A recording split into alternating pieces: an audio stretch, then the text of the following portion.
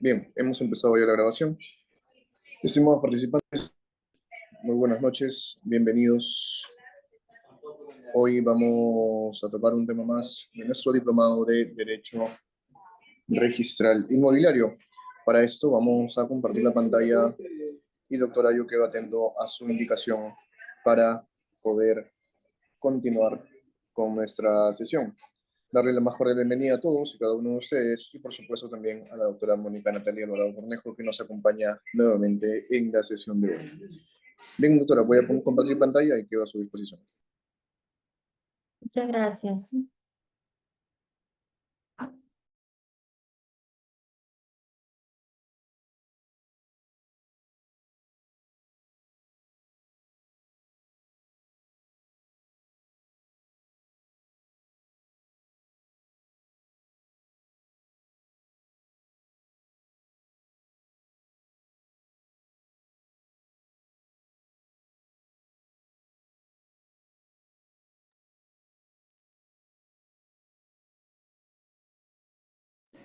Doctora, ya podemos empezar, estamos compartiendo pantalla.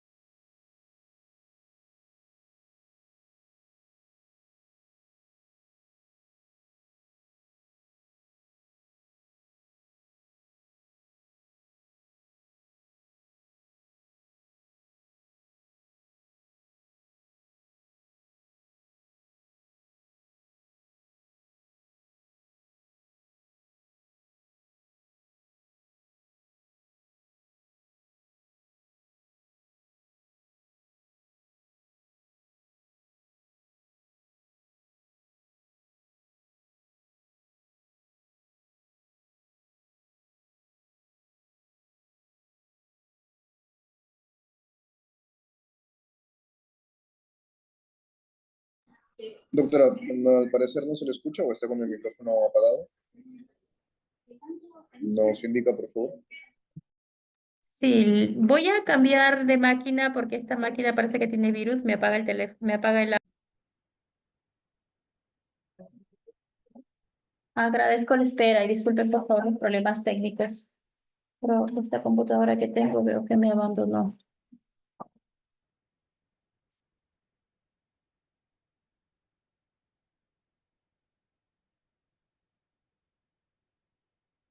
Ok, entonces empezamos. Sí, en efecto, un compañero había hablado sobre el tema de la clase del día viernes. Yo les pido mis disculpas. Me pasó un tema de salud bastante fuerte, he tenido que hacerme unos exámenes, pero gracias a Dios todo ha salido bien y ahorita estamos otra vez en marcha. Las diapositivas voy a estar trasladando a través del doctor Ítalo. Son abundantes las diapositivas para el tema de sus evaluaciones y nos quedaría en efecto una clase más pendiente y esa clase la vamos a coordinar con el doctor Ítalo para ver la fecha para el dictado, pero me gustaría concentrarme más en esa última clase, el tema vinculado específicamente a lo que es instrumentos urbanísticos. Vamos a hablar un poquito sobre los cambios de zonificación y los recursos de suelo y los planes específicos. Esos son tres temas que me parece o que considero debemos tocar más a fondo y más fuerte en la última sesión. Ahorita lo que vamos a ver es cómo es que se obtienen las licencias de edificaciones y habitaciones urbanas a través de las comisiones técnicas de habitaciones urbanas y edificación y los revisores urbanos. Vamos a hablar un poquito de la naturaleza de cada una de, de estas de estos dos colegiados, en el caso de las comisiones técnicas y los revisores urbanos, para el tema de la obtención de las licencias de edificación. Entonces, damos pase a la primera diapositiva, por favor.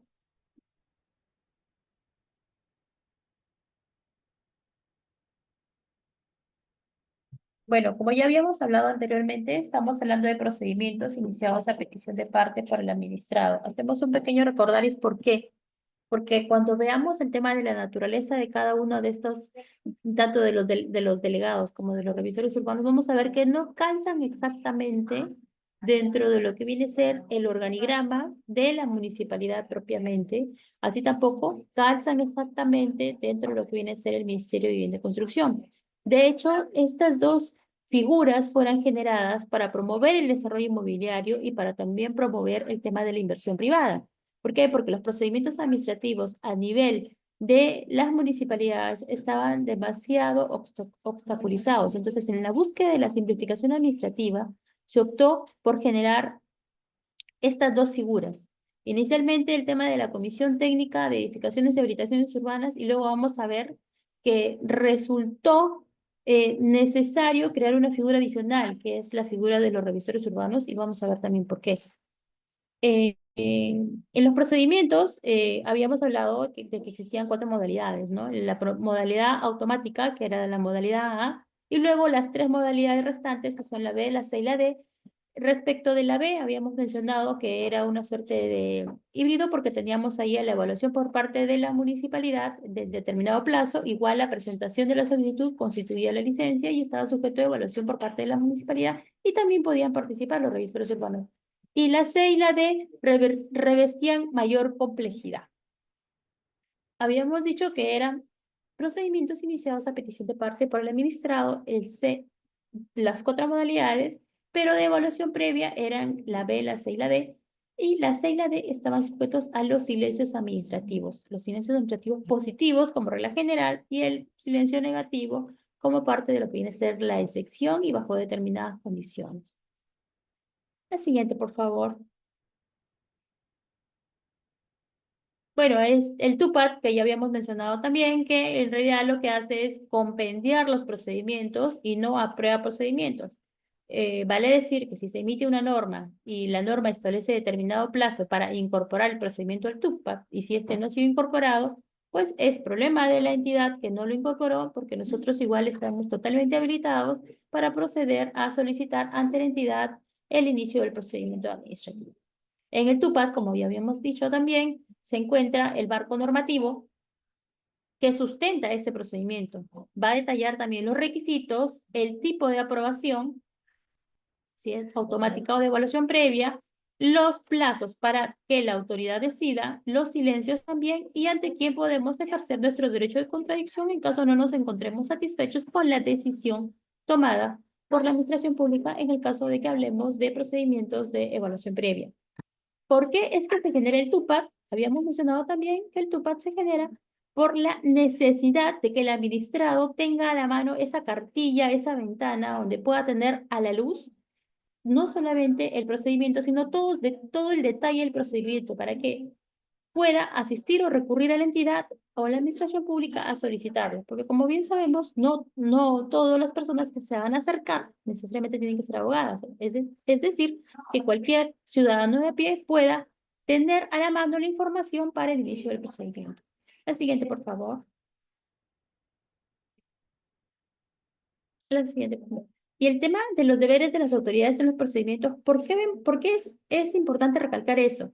Porque veremos que tanto los delegados, miembros de las comisiones técnicas de de edificaciones y de habilitaciones urbanas, como los revisores urbanos, son parte importante del procedimiento administrativo y también se constituyen como autoridad del procedimiento administrativo. Por lo tanto, desempeñan función administrativa y están sujetos a todos los articulados comprendidos dentro de lo que viene a ser la Ley de Procedimiento Administrativo General respecto a sus deberes. Van a tener que actuar en el marco y en el ámbito de su competencia. Más adelante vamos a ver cuál es el ámbito de competencia de los revisores urbanos y de los delegados también. Seguir los procedimientos sobre la base de los principios del procedimiento administrativo, porque a veces nos olvidamos de los principios del procedimiento administrativo que son súper importantes para el desarrollo del procedimiento administrativo.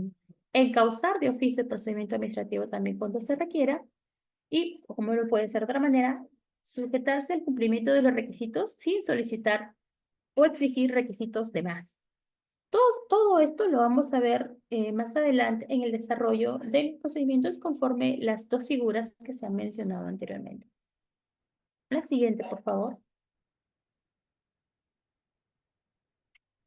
En la siguiente, vamos a ver el tema del marco normativo. Bueno, ¿y por qué es importante el tema de la estructura normativa? Porque existe mucha discusión, mucho cuestionamiento respecto de lo que viene a ser, cuál es la disposición que yo tengo que aplicar. Y este problema lo tienen ¿quiénes? Lo tienen no solamente el administrado que asiste o que recurre al gobierno local para solicitar su licencia, sino también por parte del operador administrativo que tiene que aplicarlo, porque puede darse en muchos casos, como habíamos conversado anteriormente, el tema de las ordenanzas distritales que pudieran regular materias que son competencia de las municipalidades provinciales, y también dispositivos del órgano del gobierno central que podrían ir en contravención de las ordenanzas de carácter municipal o de las ordenanzas de carácter distrital.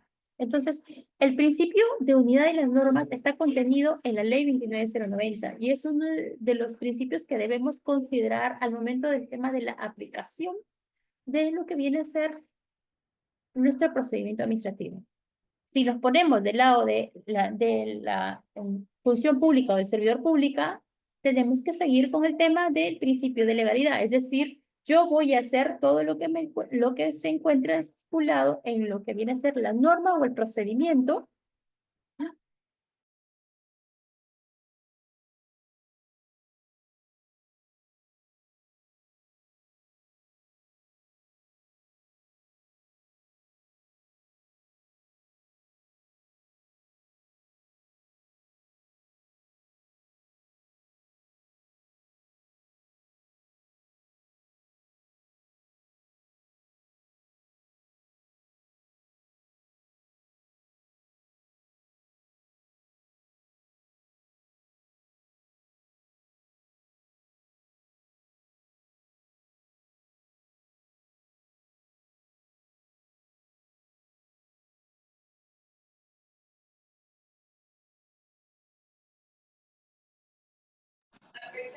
Hola, parece que la expositora... De los delegados de hablamos de los delegados de las comisiones técnicas. Decíamos que a diferencia de nosotros que tenemos nuestro colegio de abogados separado y que tiene autonomía, estamos hablando del colegio de abogados de Lima, el colegio de abogados del Callao, el colegio de abogados del Cono Norte.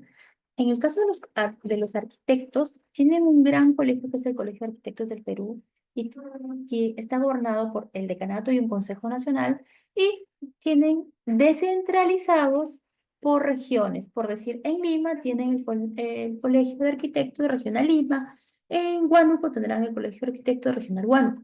Entonces, cada una de estas regionales van a hacer un proceso de convocatoria y de contratación para la designación de sus delegados. Hacen todo un concurso público y se rigen sobre lo que es el Reglamento Nacional Único de Delegados CAP, que se los he pasado con el doctor Italo, que se los va a compartir en su WhatsApp. ¿Para qué? Porque vamos a darle una revisión a este y también vamos a darle una revisión al tema de lo que viene a ser el reglamento de los revisores urbanos para absolver ciertas consultas o ciertas dudas que se nos pueden plantear respecto de la aplicación o de la conducción tanto de los delegados CAP como de los revisores urbanos. Es súper importante porque en este Reglamento Nacional Único de Delegados ustedes van a poder apreciar cuáles son las funciones de las comisiones técnicas y a ellas se tienen que sujetar y someter al momento de evaluar los procedimientos para la emisión de las licencias. En el Reglamento Nacional Único de Delegados vamos a poder encontrar todas las actividades que pueden y que no pueden hacer los delegados a las comisiones técnicas. Y si nosotros quisiéramos recurrir al Colegio de Arquitectos para manifestar que, por ejemplo, como hoy día me consultaban un caso, me dicen, ¿podría utilizar yo el tema de la predictibilidad respecto de qué? Este escenario les planteo. Tenemos un primer expediente presentado y este primer expediente presentado, los delegados han resuelto de manera A y han generado 3 observaciones. Entonces el expediente se nos cayó.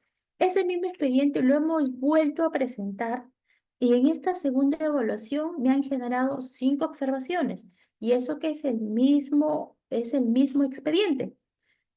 Se nos cayó ese expediente. Hemos vuelto a presentar el expediente y este otro expediente nos vuelve a caer en observaciones, pero ya no eran ni las 3 ni las 5 inicialmente, sino ahora son 2 que son mucho más graves y más complicadas de resolver que las anteriores. Entonces nos dicen, ¿qué hacemos? Podría decir yo que existe el tema de la predictibilidad, porque ya bajo este mismo expediente me resolvieron de una manera, tendrían que resolverme de la segunda manera, ya sea para denegármelo sobre la base de las mismas observaciones. ¿Ustedes qué piensan? ¿Podría decir yo que aplica el tema de la predictibilidad en estos casos? Porque ya tengo una primera decisión que me dice que no va por 3 motivos. Una segunda decisión que me dice que no va por 5 motivos y una tercera decisión que me dice que no va por 2 motivos. Y esos 2 motivos son mucho más graves que los anteriores. Entonces, aquí tenemos un problema respecto de la comisión que no está resolviendo de manera apropiada. Y si yo quisiera, o si yo soy administrado y sé que no están haciéndolo de manera apropiada, que están incumpliendo sus funciones porque no estamos teniendo un actuar apropiado, entonces correspondería que sí, pero no llegó, exacto, no llegó a seccionar ninguna. Pero el punto es el siguiente, el punto es que como son criterios técnicos los que van a aplicar, criterios técnicos sobre la base de normas urbanísticas, entonces la primera comisión, en realidad lo más grave de todo es que es la misma comisión para los 3 casos. La primera vez que le resuelve el expediente le genera 3 observaciones. La segunda vez le genera 5 observaciones que son totalmente distintas a las 3 primeras, que tampoco llega a levantar. No llega a levantar en el primer expediente, tampoco lo hace en el segundo expediente.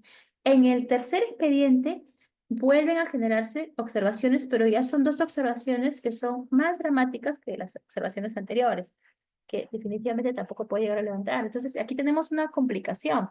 Si tenemos esa complicación, obviamente que podemos indicar que tenemos un actuar de alguna manera irregular.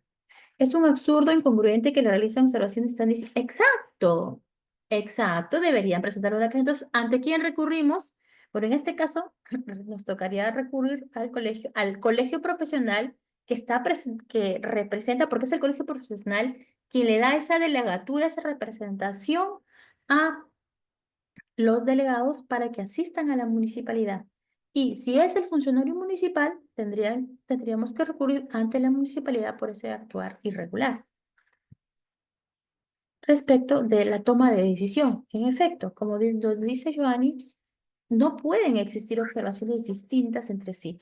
Ahora, yo podría decir, no, pero son normas distintas, son proyectos distintos, pues habría que ver el caso en específico para ver si en efecto se estaba trabajando sobre normas distintas o sobre proyectos distintos. Pero en la medida que sean idénticos, no deberían generar mayores observaciones o no deberían generar observaciones distintas, porque estamos atentando contra lo que viene a ser el tema de la predictibilidad y la confianza legítima que le debemos dar a la administración pública, a los administrados. ¿Qué más podemos señalar? A ver, vamos a ver. Siguiente lámina. De las funciones de las comisiones técnicas digitales, lo que habíamos mencionado anteriormente.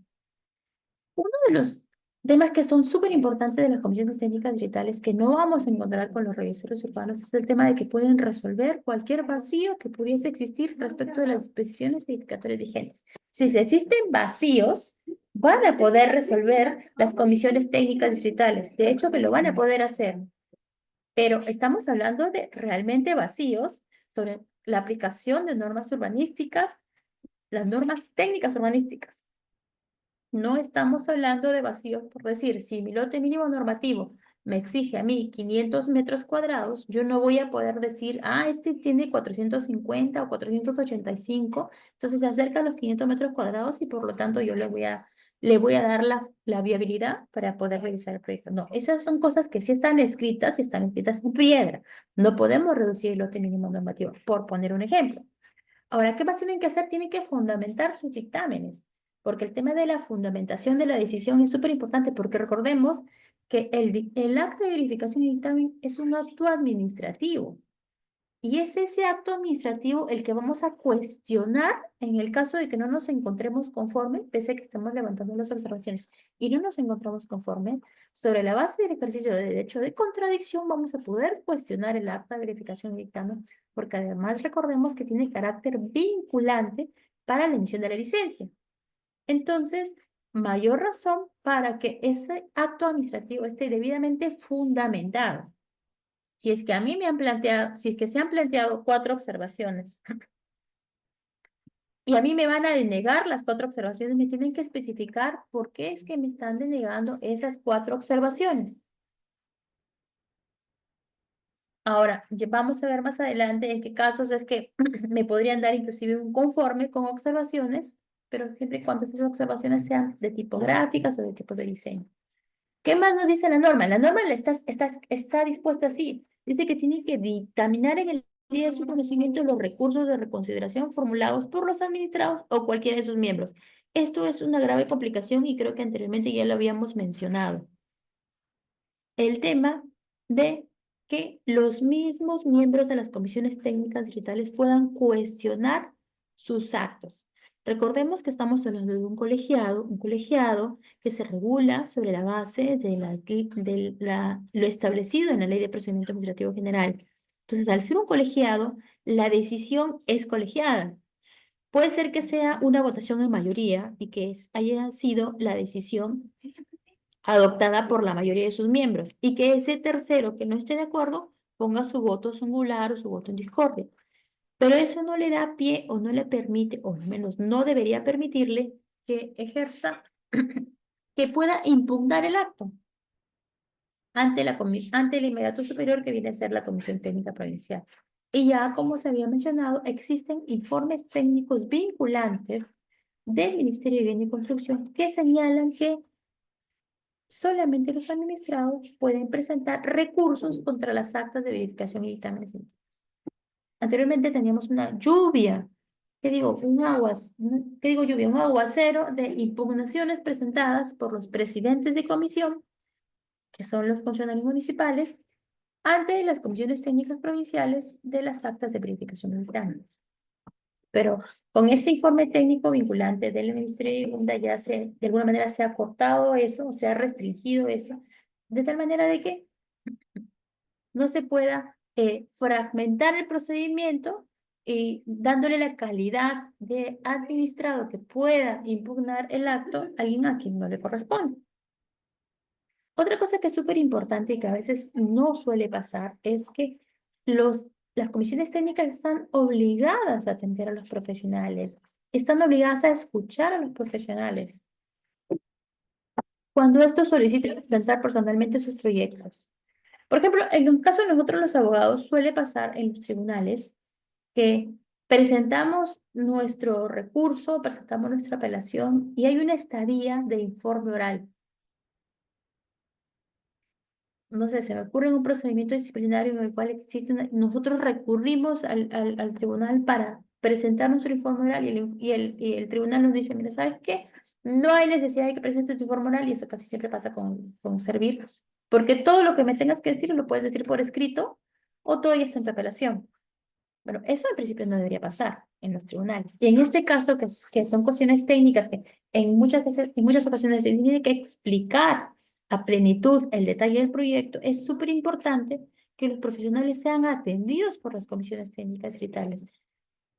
Además, recordemos la primera sesión que habíamos hablado sobre el procedimiento administrativo y habíamos dicho que el procedimiento administrativo no tenía no tenía fases que eran precluyentes. Por lo tanto, en cualquier momento del procedimiento se le puede requerir, antes de que tome la decisión, el poder tener una audiencia con la Comisión Técnica Distrital para de repente ampliar el sustento de nuestro dictamen, perdón, ampliar el sustento de nuestro expediente técnico. A ver, lo que dice aquí en la lámina en el lado derecho era lo que ya habíamos mencionado anteriormente. El tema de que las comisiones técnicas pueden solicitar la ampliación por un plazo mayor a 5 días hábiles respecto de expedientes que resultan realmente complejos o que van a resolver o decidir sobre bienes integrantes del patrimonio cultural de la nación o se prevé un impacto socioambiental de gran escala.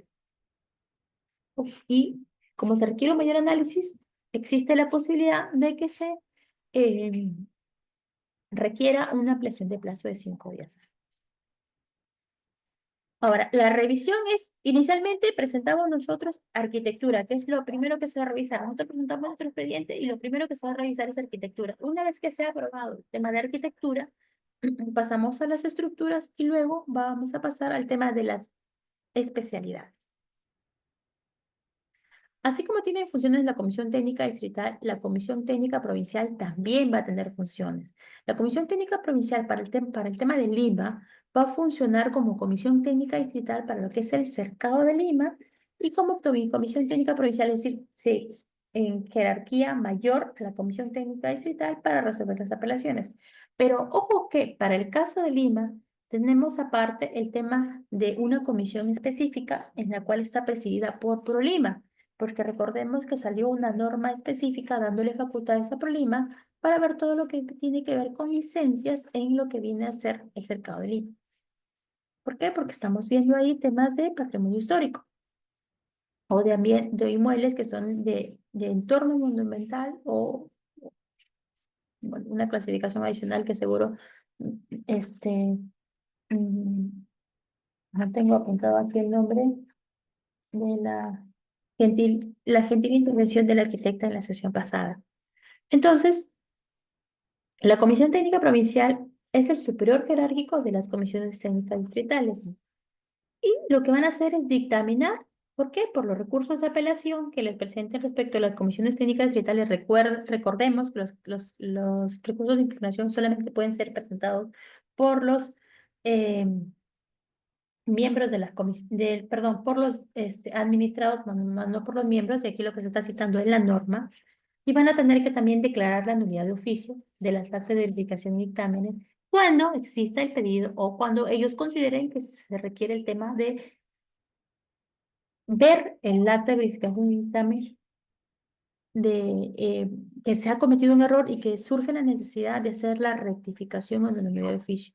Ahora pregunto, si la Comisión Técnica Provincial, que es la última instancia, se equivocase en una de sus actas, ¿quién sería el superior jerárquico o quién podría resolver este problema del error incurrido en el acta de verificación y dictamen y la necesidad de la nulidad de oficio?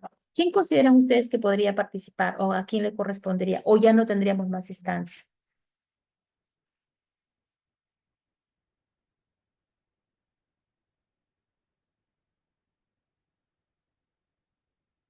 De repente Adrián nos pueda contestar o Giovanni o Felipe.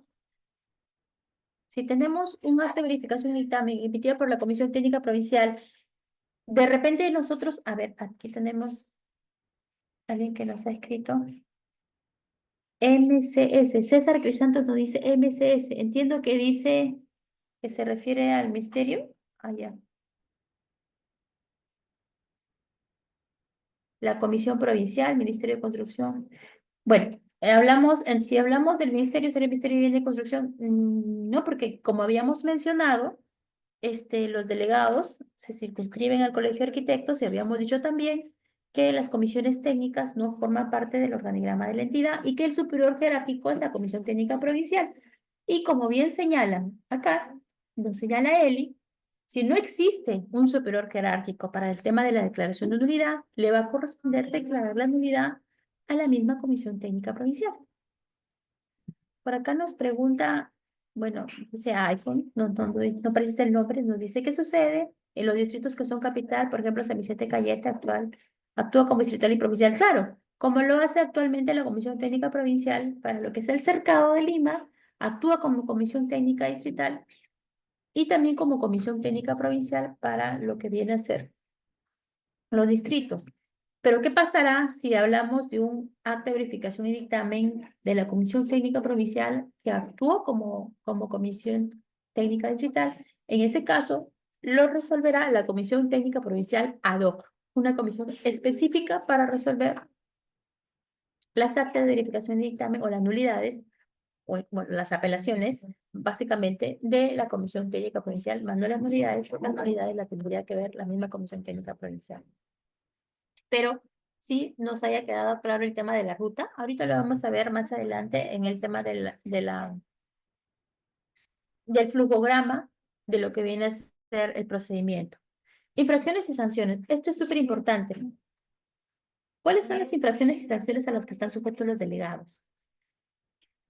¿Qué constituye una infracción? Constituye una infracción cuando emiten dictámenes sobre expedientes incompletos, siempre que las omisiones del mismo impidan la evaluación del proyecto. O sea, si no tenemos el expediente completo y va a ser imposible que hagamos la evaluación completa del proyecto, entonces no podría emitirse el dictamen. ¿Qué otro actuar constituye infracción de los delegados? El que emitan dictamen en contravención de los requisitos o condiciones establecidas en la normatividad vigente. Como ya habíamos mencionado, no se pueden solicitar mayores requisitos a los que ya están establecidos en la norma, ni tampoco se pueden generar o emitir dictámenes sobre la base de la contravención a las normas. Es decir, lo que habíamos mencionado antes, por ejemplo, lo del tema del lote mínimo normativo, o de repente que se pretenda, no sé, pues construir o aceptar el tema de la construcción eh, se me ocurre una instalación o una edificación que va a ser hotel, donde el uso permitido no es hotel, el índice de uso no me permite hotel, entonces yo no podría admitir una construcción para uso hotel, por decir un ejemplo, por poner un ejemplo, ¿no?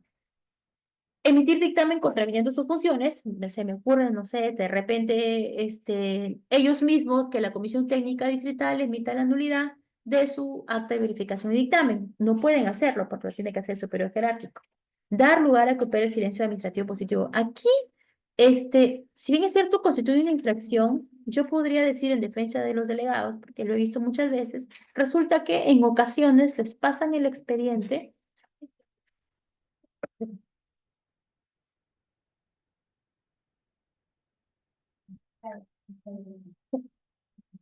Disculpen.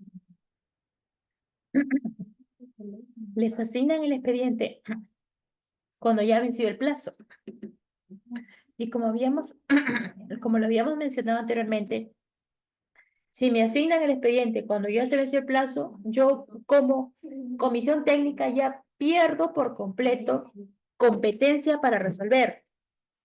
Es por eso que como miembro delegado lo que tengo que estar haciendo es pidiendo o preguntando o consultando, porque no les queda de otra. Como les dije anteriormente, no existe una regulación expresa respecto de cómo es que tiene que seguir a detalle el trámite para lo que es las sesiones. No existe un reglamento de sesiones o un instrumento de sesiones que precise en qué tiempo o con qué tiempo es que se les van a notificar, entregar más allá del marco general establecido en la 29090.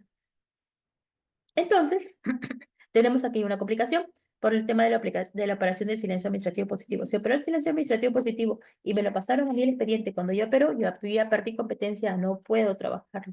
Y si me lo presentan a mí antes de que opere el silencio, obviamente tengo que evaluarlo y resolverlo lo antes posible antes de que opere el silencio. Ahora, las sanciones son de inhabilitación hasta por 2 años para participar como comisión técnico a nivel nacional, como delegado a nivel nacional.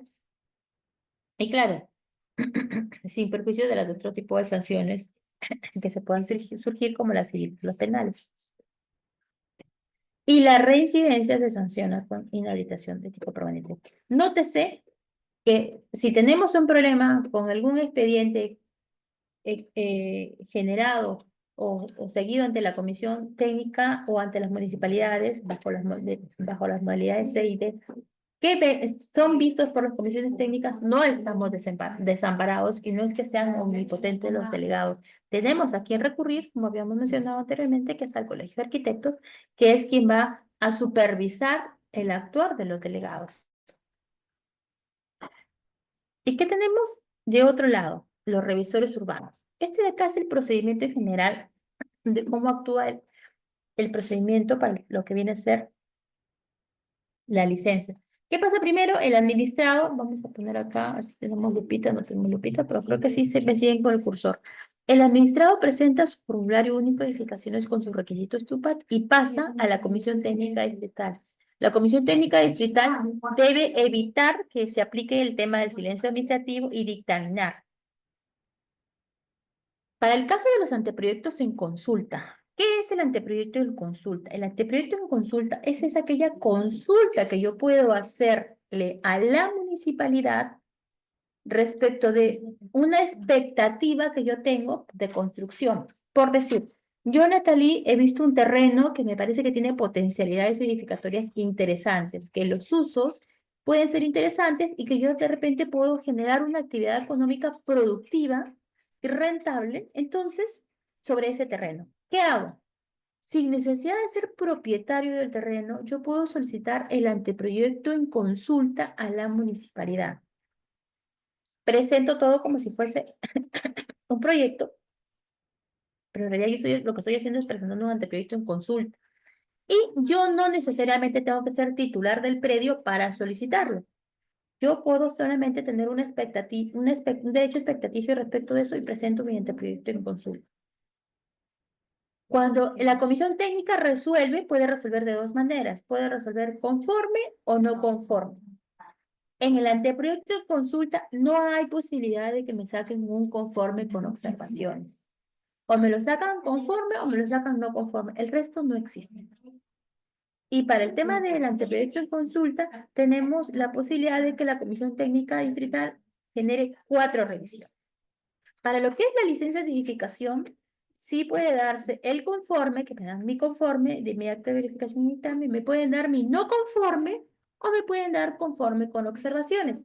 Ese conforme con observaciones, por decir, esas observaciones, como les había mencionado, pueden ser de tipo gráfico y deben ser observaciones no sustanciales, porque si hablamos de observaciones sustanciales, ahí sí definitivamente no va a pasar el proyecto. Y hablamos de 8 revisiones y plazos por cada una de las revisiones y también están sujetas a lo que viene a ser las impugnaciones de reconsideración o apelación estas. Y del otro lado tenemos ya, cuando ya hemos edificado, la conformidad de obra. Y puede ser conformidad de obra con variaciones también. Si hablamos de conformidad de obra, también tenemos el conforme, el no conforme y el conforme con observaciones. Y en este caso tenemos 2 revisiones. Ojo que para el tema de la conformidad de obra vamos a tener que haber seguido también la inspección, haber presentado el formulario correspondiente para que el inspector municipal de obra pueda hacer el contraste de las visitas que correspondan en todo el proceso edificatorio.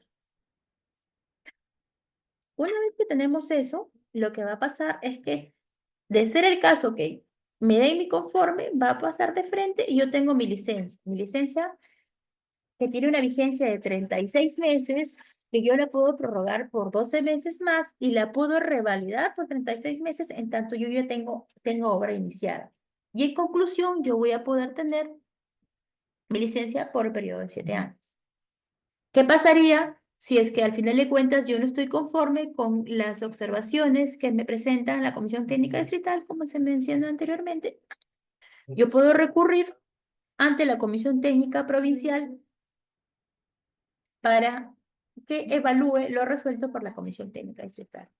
En todo este proceso tiene que estar el cumplimiento normativo de todos los actores. Cuando digo de todos los actores me refiero en principio al administrado, que es uno de los actores, a la Comisión Técnica Distrital conformada, ya habíamos dicho, por el presidente de comisión, que es el funcionario municipal, y por los 2 delegados del Colegio de Arquitectos, si es de edificaciones, o por los delegados correspondientes si hablamos de lo que es habilitaciones urbanas.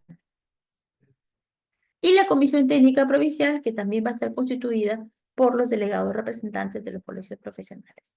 Y en todo este proceso pueden hacerse acciones de fiscalización posterior. ¿Para qué? Para evaluar lo que es el control urbano.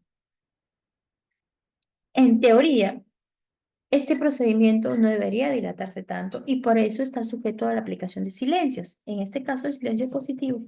¿Para qué? Con el fin de promover el tema de la inversión inmobiliaria. Inversión inmobiliaria no solamente para usos de vivienda, sino también para los múltiples usos que están permitidos para el crecimiento de la ciudad. Desde luego, un crecimiento ordenado. Ahora, veamos el otro lado. Hablamos de los revisores urbanos. En el tema de los revisores urbanos, yo me voy a adelantar con esta laminita de acá. ¿De dónde nacen los revisores urbanos? Los revisores urbanos nacen en la Ley 29090 y estaban inicialmente a cargo de las municipalidades provinciales. ¿Y cómo era que se iba a hacer? Las municipalidades provinciales tenían que tener un registro de los revisores urbanos y se ingresaba a través de un concurso de méritos. Luego se hace una modificación. Buenas noches, por favor, envíe la grabación de clase que aún no envías. Bueno, ok. Es un tema de operatividad. Luego, con el decreto legislativo 1225 en el año 2015, se hace una modificación y se indica que los revisores urbanos pasan a mano de los colegios profesionales para que estos los capaciten, los acrediten y los registren y eventualmente también se fiscalicen. Y le otorgan tanto al Colegio de Arquitectos como al Colegio de Ingenieros un plazo de 90 días para implementar este registro. Pero ¿qué es lo que pasa? Que los colegios profesionales no llegan a asumirlo como tal, nunca implementan el registro. Entonces se da al año siguiente con el Decreto Supremo 02/2016 el reglamento de revisores urbanos y se instrumentaliza. Pero al final de cuentas no llega a progresar, no llega a avanzarse porque los colegios profesionales no los toman como suyos. Al encontrarse desamparados, por decir una palabra, los revisores urbanos son acogidos por el Ministerio de Vivienda y Construcción y regulados a través del Decreto Legislativo 287 que modifica la Ley 29090 y dice, yo, Ministerio de Vivienda, te voy a capacitar, te voy a certificar y te voy a sancionar si es que tú no cumples de manera adecuada tus funciones. Entonces, a la fecha, los revisores urbanos se encuentran a cargo del Ministerio de Vivienda y Construcción. Sé que existen proyectos legislativos para hacer las modificaciones correspondientes y que estos regresen al Colegio de Arquitectos y al Colegio de Ingenieros del Perú. Porque al final de cuentas vamos a presentar, se advierten complicaciones que ahorita las vamos a ver respecto del ejercicio de los revisores urbanos y también de lo que viene a ser el procedimiento para la obtención de licencia. Pero veamos, a ver, el reglamento es el Decreto Supremo 06/2020, que es el reglamento de los revisores urbanos, donde establece, entre otras cosas, que es un revisor urbano. El revisor urbano, de acuerdo al reglamento, es el profesional, arquitecto o ingeniero certificado, como ya hemos dicho, por el Ministerio de Construcción y Saneamiento para verificar que los anteproyectos en consulta y los proyectos de habilitación urbana y edificación bajo la modalidad B, C o D cumplen con las disposiciones urbanísticas edificatorias. Para el ejercicio de funciones deben estar habilitados en el colegio profesional correspondiente. Claro, tienen que estar habilitados para que luego puedan proceder a su registro en el Registro Nacional de Revisores Urbanos. La norma menciona también que su ejercicio es colegiado a nivel nacional y se rige por lo establecido en el TUD de la 27444. ¿Qué es lo que nos quiere decir esto? Que ellos también ejercen función administrativa, que también están sujetos a la ley 2744 en todo lo que les es aplicable, con lo que es los principios del procedimiento administrativo, con lo que es la atención del administrado, con lo que es también la calidad de los actos que ellos emiten, que son los informes técnicos favorables y con la posibilidad también de declarar la nulidad de estos informes técnicos favorables, que son los famosos ITF, porque estos generan vinculancia para la emisión de la licencia de habilitación urbana. Entonces, aquí tenemos el tema de que para el caso de los revisores urbanos, a diferencia de los delegados de las comisiones técnicas, la operatividad del trabajo es totalmente distinta. ¿Cómo es que funciona? Yo me acerco a buscar mi revisor urbano en el Registro Nacional de Revisores Urbanos y lo que voy a hacer es presentarle mi expediente. El revisor urbano lo que hace es revisar el expediente y si lo encuentra conforme, emite el informe técnico favorable. Aquí no hay observaciones, nada de ese tipo de cosas. De frente, si lo encuentra conforme, me dará a mí mi informe técnico favorable y con eso yo presentaré con los requisitos TUPAD ante la municipalidad mi ITF y se me tiene que otorgar mi licencia de edificación. Parece más sencillo, ¿no? Sin embargo, reviste mayor o gran complejidad en la medida que podría darse la apariencia de que estamos hablando de una relación de cliente. Porque si supongamos que el revisor urbano no está de acuerdo con mi proyecto, tan sencillo como que ya no lo sigo contratando y me voy a buscar a otro revisor urbano que sí estuviera de acuerdo con mi proyecto. Podría prestarse a ese tipo de interpretación de software. Ahora, ese informe técnico favorable que emite el revisor urbano solo puede ser cuestionado por la municipalidad ante el Ministerio de Vivienda, Construcción y Saneamiento. El punto es que no existen plazos para que el Ministerio de Vivienda, Construcción y Saneamiento emita pronunciamiento. Entonces, si yo me pongo desde el lado del funcionario municipal, voy a tener una situación compleja porque probablemente no haya resuelto conforme las normas urbanísticas y no tengo la posibilidad de cuestionar más allá de lo que viene a ser el pedido ante el Ministerio de Vivienda, Construcción y Saneamiento y que como no existe plazo para resolverme más allá de los 2 años para el tema de la declaración de nulidad, voy a tener un problema. Y el problema va a ser que yo como funcionario municipal voy a estar a la expectativa de la resolución o la decisión. No existe una disposición mandatoria para el ministerio para que me resuelva dentro de un determinado plazo. Y lo que me va a quedar como municipalidad probablemente es esperar a que se vence el plazo o irme al contencioso administrativo, porque tampoco en este caso vamos a ver el tema de la aplicación de los silencios, porque si hablamos de nulidad de oficio, como habíamos hablado anteriormente, no aplica el tema de los silencios administrativos. Entonces, esta es la operatividad de lo que viene a ser el revisor urbano.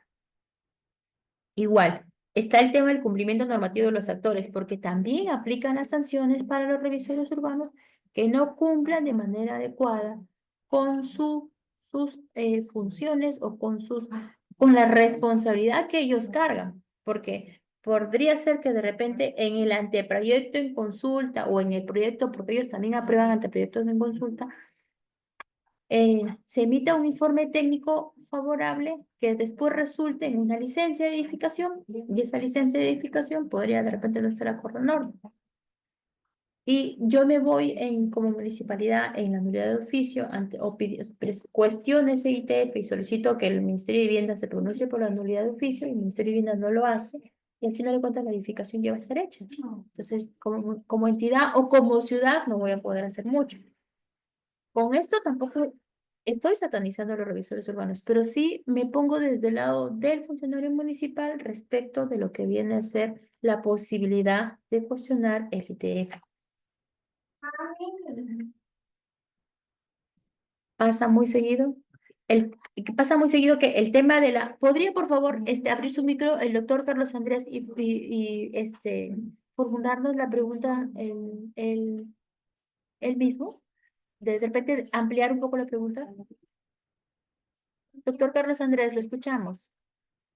A mí no funciona. Pasa muy seguido, se refiere a si pasa muy seguido el tema del cuestionamiento de los informes técnicos favorables, sí, le aseguro que pasa muy seguido, muy seguido. De hecho, existen una infinidad de informes técnicos favorables emitidos que han sido cuestionados, pero que a la fecha no existe respuesta.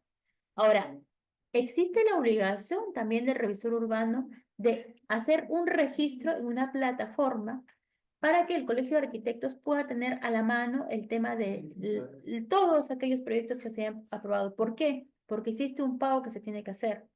Generalmente, los revisores urbanos, y lo digo con conocimiento de causa, porque estoy en el Colegio de Arquitectos, viendo que los revisores urbanos no están cumpliendo con eso, entonces no se puede tener una data actualizada de los proyectos aprobados a través de informes técnicos favorables, que en realidad es importante, porque ustedes saben que el tema de la información, el conocimiento de la información es súper importante para ver el desarrollo y el proceso y el crecimiento de la ciudad y también para encontrar de repente esos cuellos de botella que pueden ser resueltos y también para establecer disposiciones o hacer seguimiento de las actuaciones que debieran mejorar, porque el tema de la mejora continua es súper importante y también si existen embudos que se generan, podamos generar la simplificación administrativa correspondiente. Ahora, vamos a hacer un pequeño paralelo entre los revisores urbanos y las comisiones técnicas.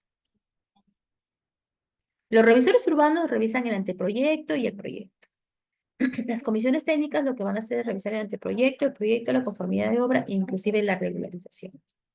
Los revisores urbanos, su capacitación y acreditación es es una sola vez en su desempeño profesional, es un solo registro. En cambio, las comisiones técnicas, su capacitación es permanente y se someten a evaluación de méritos todos los años. Porque la delegatura es por determinado periodo. En el caso de los revisores urbanos, su jurisdicción es nacional y en el caso de la comisión técnica, su jurisdicción es provincial o distrital, de acuerdo a la regional. Recuerden que estábamos hablando de que en el caso de las comisiones técnicas o los colegios profesionales, ya sea de arquitectos o ingenieros, trabajan de manera descentralizada. En el caso de los revisores urbanos, pueden ejercer como delegados. Ojo que el revisor urbano puede ejercer como delegado de la comisión técnica en todo el país, con excepción del distrito provincia del designado. Por decir, podría yo ser delegado, se me ocurre, de Barranco, pero no voy a poder ser revisor urbano para proyectos que se presenten en Barranco. Lo puedo hacer en otro distrito. Y el delegado no puede ejercer como revisor urbano en el distrito provincia del designado. Los revisores urbanos se deben ceñir estrictamente a la norma. Y aquí viene el plus de la comisión técnica, que pueden evaluar vacíos normativos y resolver sobre esos vacíos normativos. Esa es la diferencia súper importante y primordial entre lo que viene a ser la comisión técnica y el revisor urbano. Ahora, en el caso de los revisores urbanos, el administrado contrata los servicios de revisor urbano directamente, que podría parecer que existe un actor de subordinación al administrado. En el caso de las comisiones técnicas es el colegiado y no tienen trato económico directo con el administrado. Lo que se hace es pagar el derecho de revisión ante el colegio profesional correspondiente. Revisores urbanos, trato directo con los proyectistas y los administrados. Y en las comisiones técnicas hablamos de entrevistas pactadas por la municipalidad. Y bueno, se tienen que someter a los horarios y disponibilidad de la municipalidad, porque en el caso de revisor urbano puedo atenderlo, no sé, pues se me ocurre 7, 8 de la noche que tengo disponibilidad, porque a tenerle cuentas no existe un horario. Pero en las comisiones técnicas sí vamos a estar sujetos a los horarios y disponibilidades de los funcionarios y los delegados dentro de los horarios de trabajo. Entonces, ahí tenemos grandes diferencias entre lo que vienen a ser los revisores urbanos y lo que vienen a ser las comisiones técnicas eh, res- respecto de el proceder de ambos. Ahora, hasta aquí, ¿tenemos alguna pregunta? Los escucho.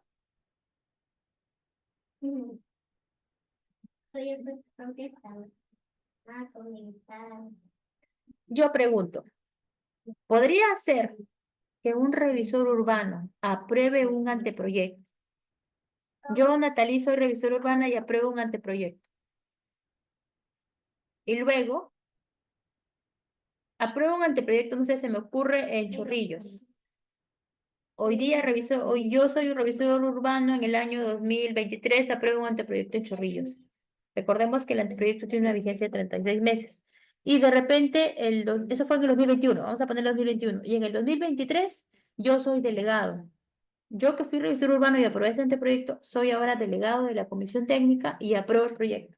¿Podría darse ese caso? ¿Qué piensan ustedes? ¿O o les parece que existiese de repente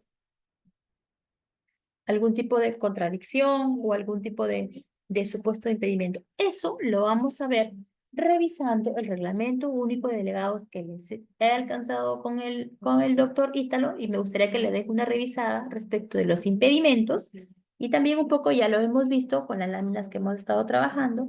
Y aparte, con el doctor Ítalo les he pasado un pequeño casito. Vamos a tomarnos, son las 8 de la noche, vamos a tomarnos unos 10 minutos para ver el caso y unos 10 minutos más para ver el tema de reglamento de delegados. Y luego de 10 minutos nos volvemos a encontrar y sí me gustaría, por favor, contar con su participación. ¿Quién suele recibir más solicitudes de habilitación urbana, las comisiones técnicas o los revisores urbanos? Bueno, como le mencioné anteriormente, no tenemos la data de lo que viene a ser revisores urbanos. Esa data la gobierna exclusivamente el Ministerio de Vivienda y Construcción. No tenemos acceso a eso.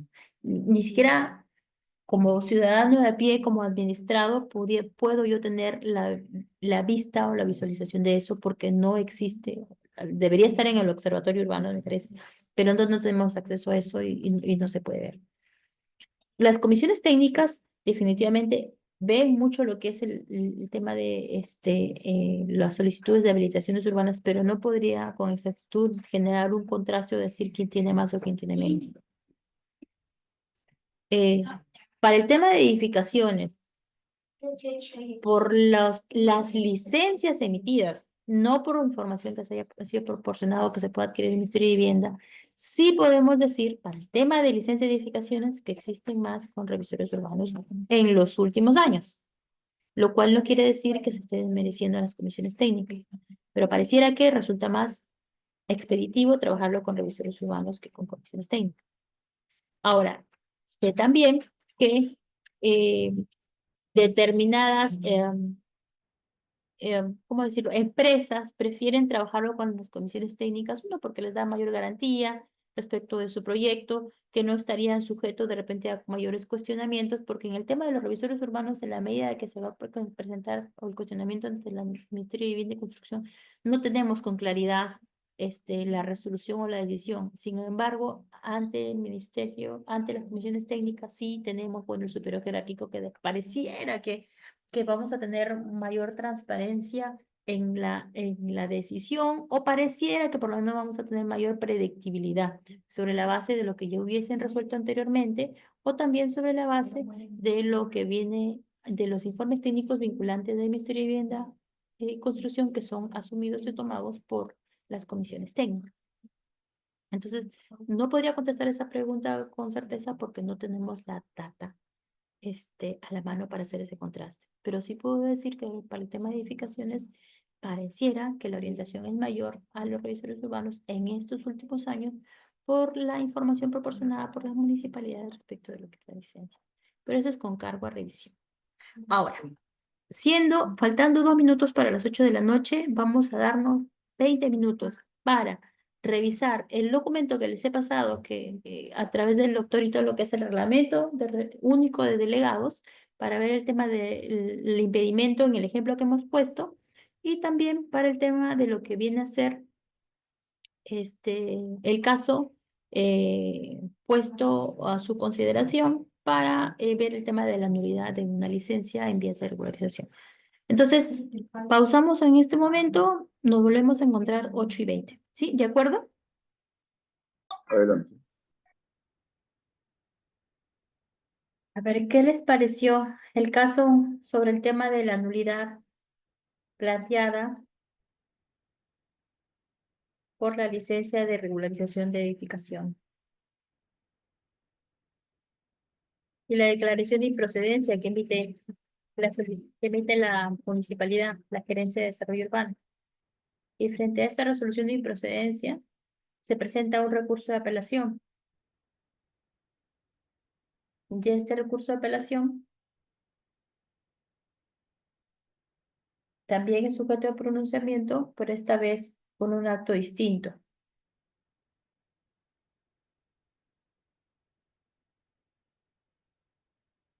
con una carta, se le contesta al administrado. ¿Sí? Hemos visto el caso de la nulidad del URI. Estos son casos reales. ¿Alguien, por favor, que haya leído el caso y que pueda, por favor, contarnos de qué se trata para poner en contexto a los demás compañeros, a los demás doctores?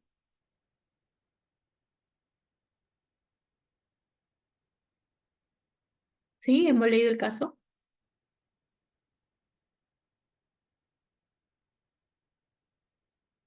Voluntarios.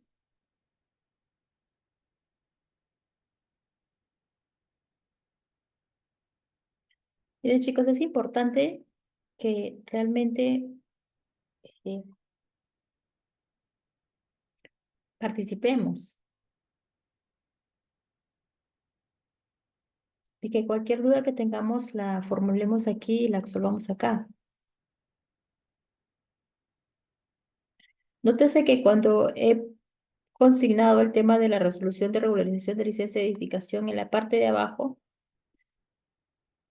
He consignado que esta resolución de regularización de licencia de edificación, que es la número 653/2022, con las siglas, y determina Municipalidad de Lurín, es emitida por la Subgerencia de Obras Privadas, dependiente de la Gerencia de Desarrollo Urbano.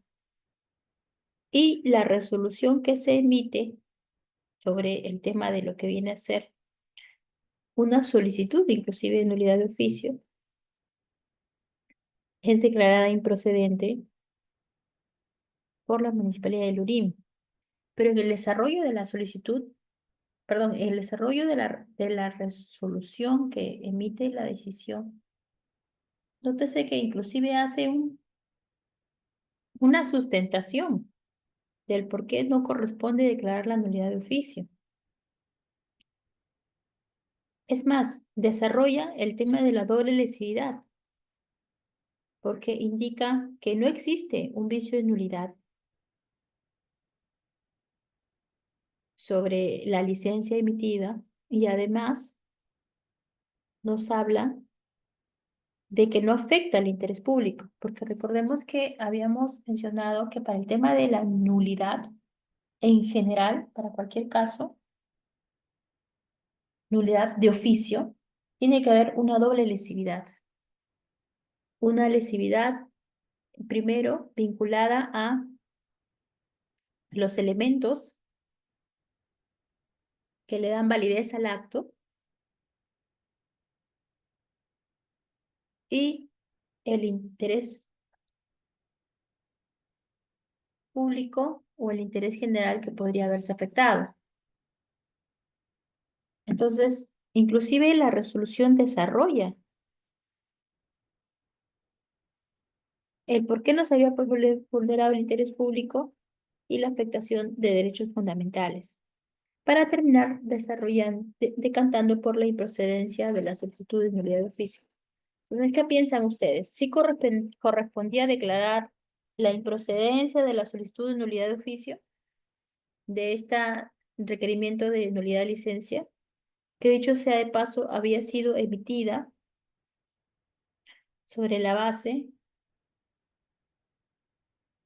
de un acta de verificación y dictamen emitida por una comisión técnica?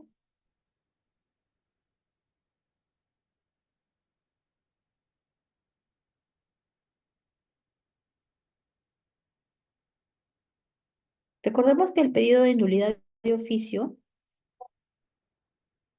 lo pueden, en realidad el pedido de nulidad de oficio es parte de la revisión de los propios actos. Aquí tenemos, creo que, algún comentario. No. El tema de la nulidad de oficio es parte de la revisión de los propios actos que tiene la entidad. Y la entidad advierte un vicio de nulidad o advierte un error y se rectifica a través de la nulidad de oficio. Y que tiene que sustentar el tema de la afectación del interés público, lo que llamamos la doble lesividad, además de la afectación de los elementos de validez del acto. Pero en este caso, si estamos hablando de lo que viene a ser un acta de verificación y dictamen, habíamos mencionado que el acta de verificación y dictamen es vinculante para la licencia y que el acta de verificación y dictamen es básicamente el acto administrativo. Entonces, al ser el acto administrativo,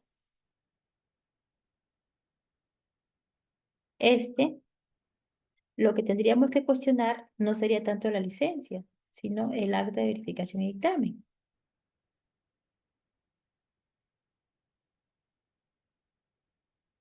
Ahora, si lo que se tiene que cuestionar en realidad es el acto de verificación y dictamen que es vinculante para el tema de la emisión de la licencia, entonces quien tendría que resolverlo tendría que ser la Comisión Técnica Provincial.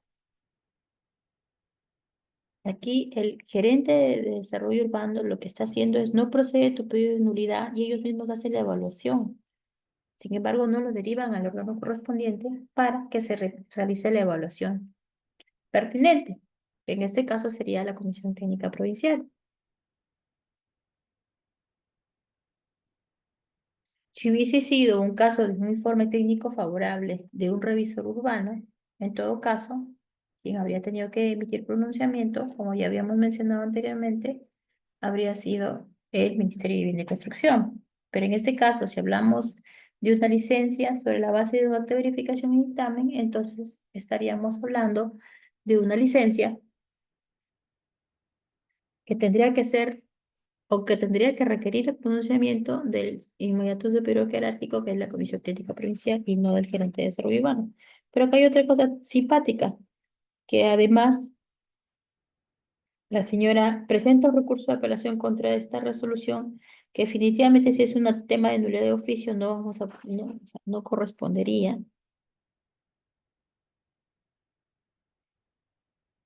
Por eso es nulidad de oficio. Y le contestan con una carta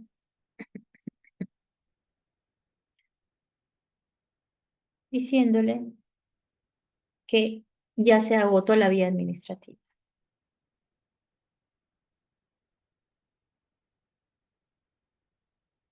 Por cuanto la Gerencia de Desarrollo Urbano en calidad de segunda instancia ya emitió pronunciamiento, entonces ya se agotó la vía administrativa con esa resolución de que declararan improcedencia de la solicitud y ya no corresponde emitir mayor pronunciamiento. En todo caso, le están diciendo vaya a ser por juicio. En buen resumen es eso. Pero me hubiese gustado escucharlos y saber qué piensan al respecto. Tenemos una mano levantada, doctora, Sí, de Johnny Bogarín. adelante, doctor Joan.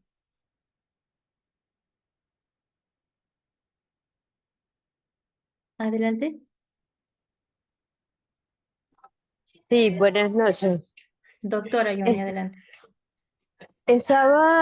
sí, es interesante la decisión, sin embargo, de lo que estaba viendo, ellos cuando hacen referencia al interés público, realizan una serie de conceptualizaciones, argumentan, pero al final no dicen, no, bueno, en mi opinión, no lo llevan al caso concreto a decir. En este caso en particular, lo que usted está argumentando no afecta el interés público. O sea, siento que se van como que a la teoría, y no lo llevan al caso concreto. Ahora, no sé si era obligación del administrado decir, en este caso se vulnera el interés público por esto y por esto, y no lo hizo. Y simplemente lo que está diciendo la entidad es decir, mira, ¿sabes qué? Debió haberse acreditado lo que era el interés público. O sea, creo que lo que hizo fue utilizar una serie de argumentos, plasmarlo en la resolución sin llevarlo a caso concreto. Y lo que hizo más bien fue tratar de eludir el tema y decir, bueno, no cumpliste con eso, por lo tanto no voy a ir más allá. Bueno, mi opinión. Muchas gracias, doctora, por su comentario. Sí, pues en efecto, en realidad se terminan dando sustentos generales eh, para señalar que no se hizo la afectación del interés público. Pero recordemos también el tema de la instancia que ha emitido la decisión, ¿no? Y en este caso, la instancia que emitió la decisión es la Gerencia de Desarrollo Urbano. Y lo que veíamos adicionalmente era el tema de la posibilidad o la competencia de que en efecto la Gerencia de Desarrollo no se pronuncie, dado que es una licencia de edificación emitida sobre la base de un acta de verificación y dictamen. Entonces, a quien le correspondía pronunciarse por el tema de la nulidad de oficio, en realidad era la municipalidad, a la Comisión Técnica Provincial. La doctora Zulema también había levantado la mano. Vamos a escuchar a la doctora Zulema.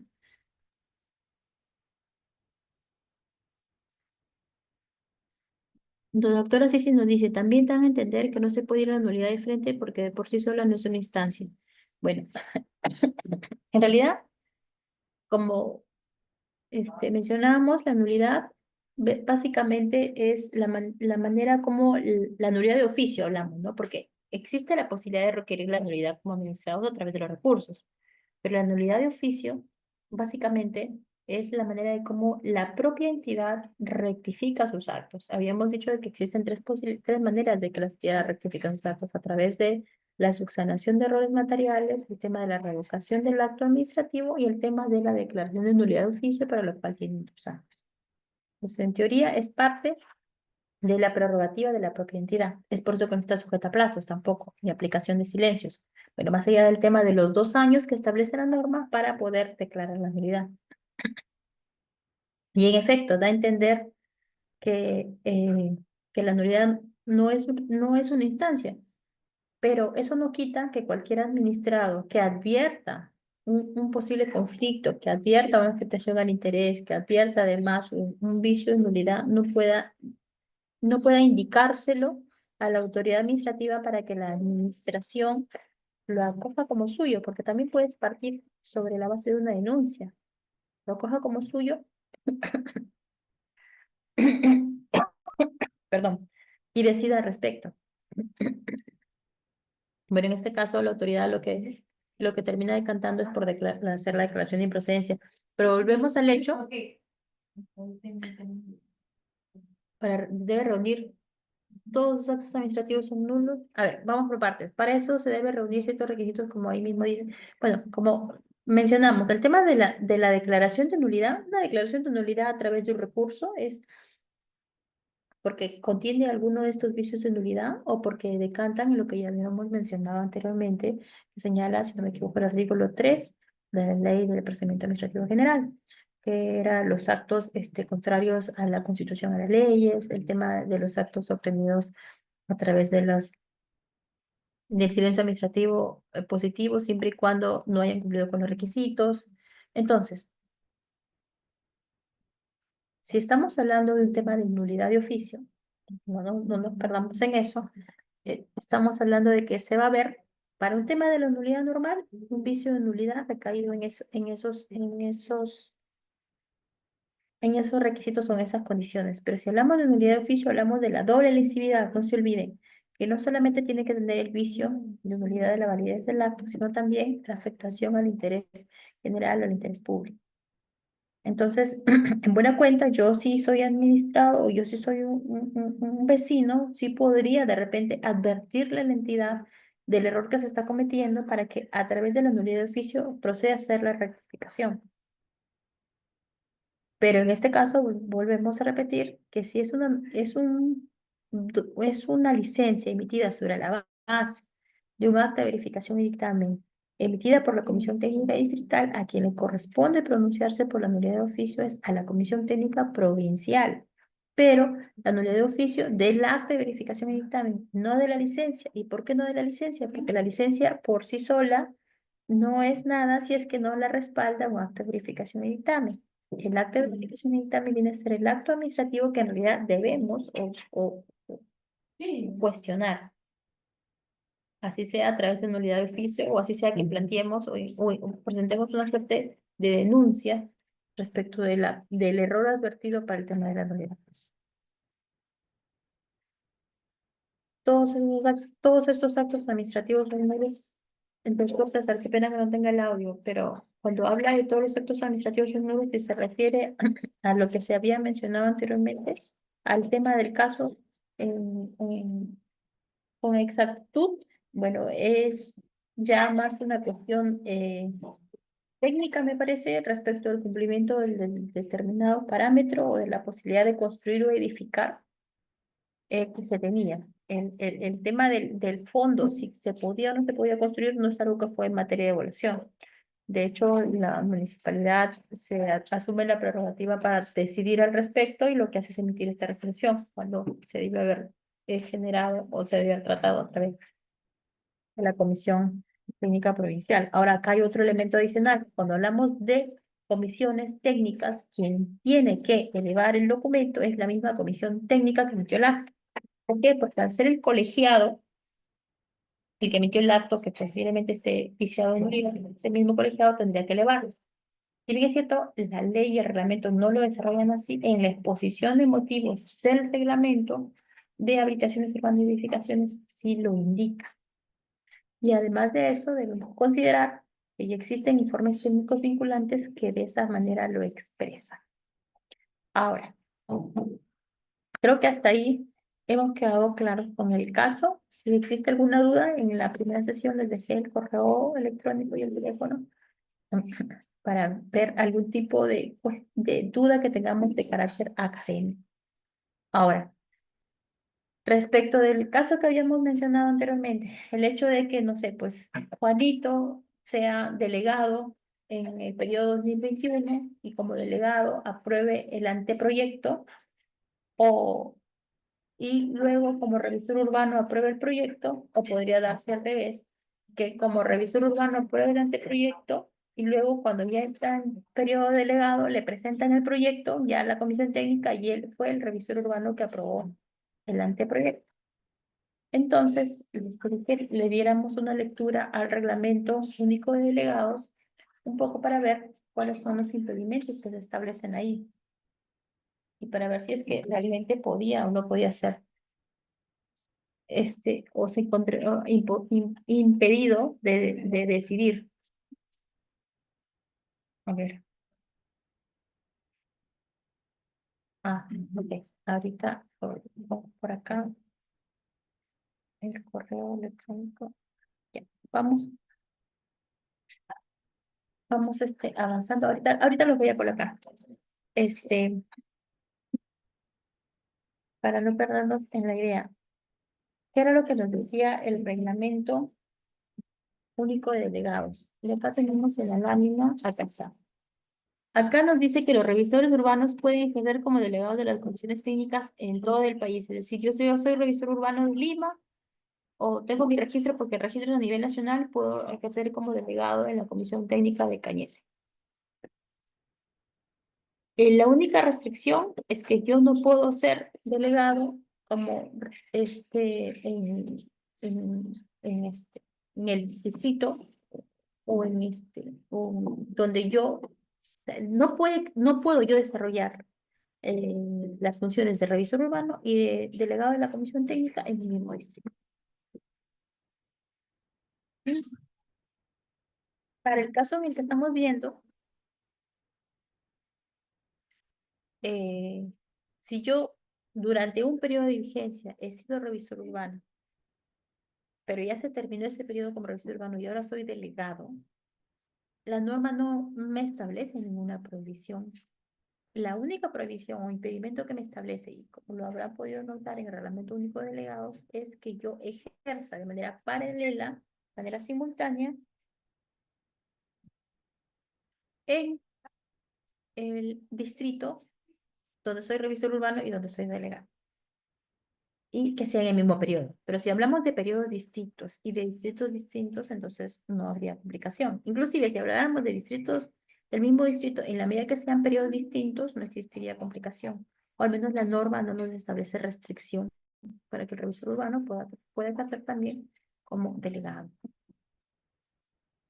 Artículo 8, acá. Exacto, exacto. Muchas gracias, doctor Manuel.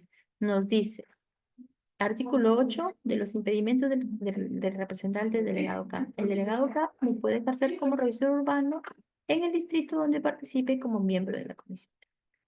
Entonces, en este caso, estábamos hablando de un anteproyecto aprobado como revisor urbano en el periodo 2021 y ese mismo anteproyecto es presentado a la comisión técnica en el año 2023 y participa el mismo revisor urbano, pero ahora como delegado.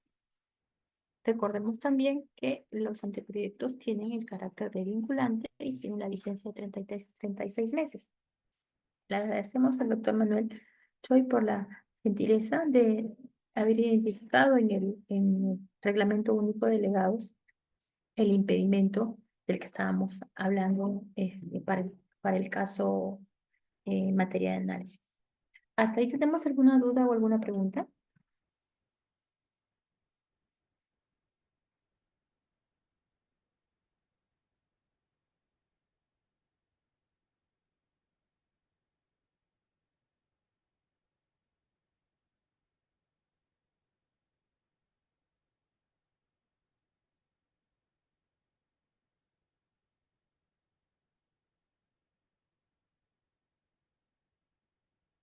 De repente tenemos una manito levantada y no la estoy viendo yo.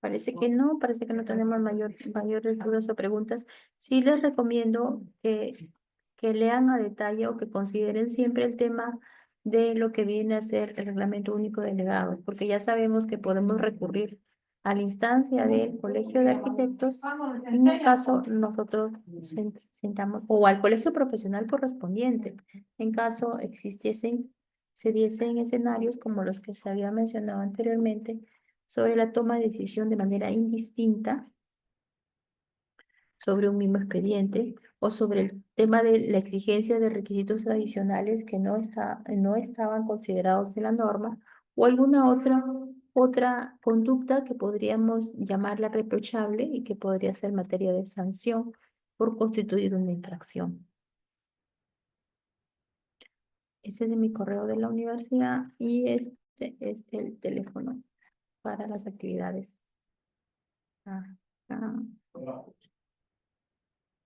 Vamos a escribir el teléfono para las actividades académicas.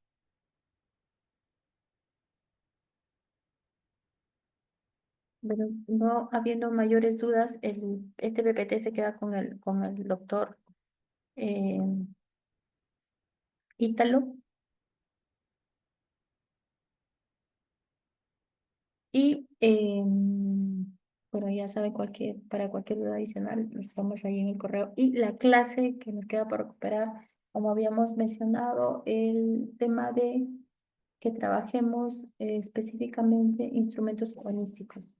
Instrumentos urbanísticos que son súper importantes, que me parece que nos debemos concentrar en esos, como son los temas del cambio de zonificación, y los planes específicos, y también inclusive podríamos hablar sobre planeamientos integrales. Vamos a hablar básicamente sobre la ordenanza 1862 y qué es lo que menciona la ordenanza 1862, que es la nueva, como le llaman en la municipalidad, es la nueva 620.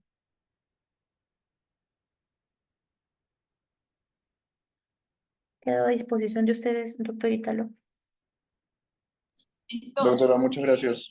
Dado que ya no tenemos más preguntas, estamos finalizando entonces la sesión. Bien.